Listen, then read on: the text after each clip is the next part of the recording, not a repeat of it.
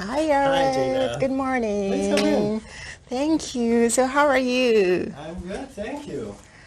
Thank you for letting me to do this Q&A. Absolutely. Yeah. Okay, can I hand you this mic? All right. Okay. So, yep. Okay, let me fix this one. Great. Okay, so I'm going to ask you 7 questions. Hope it won't take so much time from you. Yeah.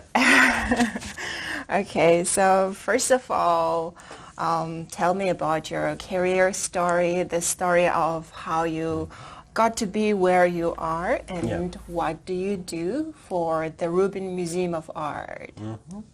Well, let me start the other way around. I'm currently executive director of the Rubin Museum, so I'm the head of staff, so to speak.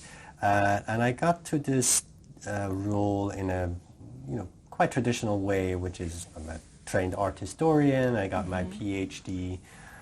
I was then considering whether I should stay in the academic field or not, but really got interested in the museum work and worked as a tour guide, worked as a night security guard at the museum, and really fell in love with museum work and decided to pursue a museum career, and then became curator, head of exhibitions, head of collections and exhibitions, and then eventually director. Wow, amazing. Wow, Thank you. That's great.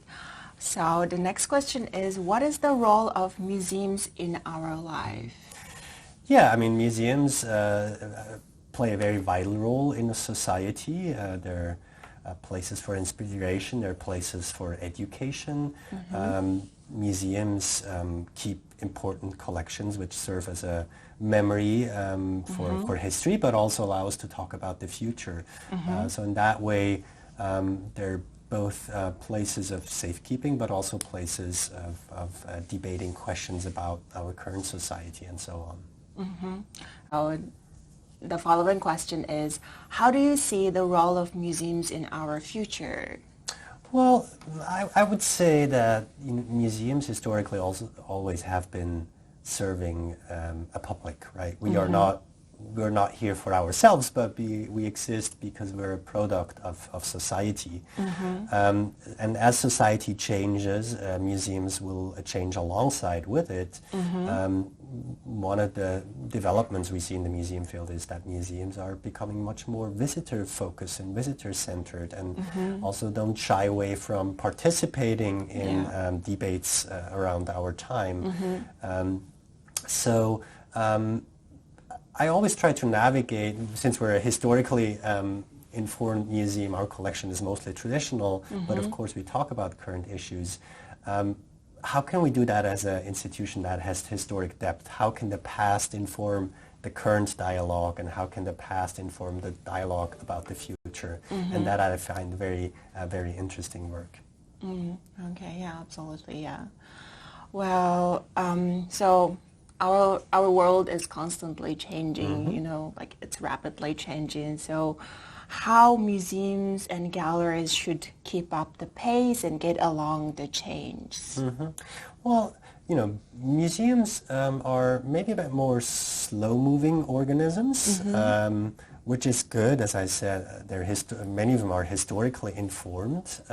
So I think that's very healthy to have some distance from it. But there are issues of our time that we are addressing as museums. Questions of who comes to museum, who participates in cultural life, who tells the stories through the objects. All those questions are questions that museums are currently asking themselves. Another question is how do we fund ourselves? Where do we take the money that it takes to operate those institutions? True. So since you are an executive director of the Rubin Museum of Art, I would like to ask the following question. What are the effective ways and essentials of managing and directing a museum? Well, my role is, in a way, has two sides, right? One side is the sort of artistic side. I'm ultimately in charge for the artistic program of the programs we offer, the exhibitions, the research that we conduct, the collaborations we do. And on the other hand, there's a lot of management, right? Yes. Managing staff, so there's HR policies, but there's also a lot of fundraising. I'm in charge of selling the vision for this institution, generating revenue for it, and getting a broad base of support for the museum. So it takes both, sort of the art historian, but also an interest in running a business in a way. Although we're non-for-profit, but there's many things that I do that would be things that you do in a regular business world as well. Okay, yeah. So now I'm going to ask the last question. So the reason of asking this question is that since I'm a curator, an assistant curator in Mongolia, and then also representation of the young generation and who's also trying to get something done in art world and art society. So the question is, how do you see the role of curators in the museum, and who is a curator? I always go back to the original term, which actually comes from Latin, curare, which means to take care of. So in that sense, curators are specialized personnel in the museum field that take care of the objects. And what does that mean? They research the objects. They make sure that they're physically taken care of. They make sure they research those objects, so generate information around the objects. And of course, what one mostly thinks about curators, they do exhibitions. Yes, they do exhibitions, but it's only a part of their job. A lot of their work is really documenting, researching, making available the collections.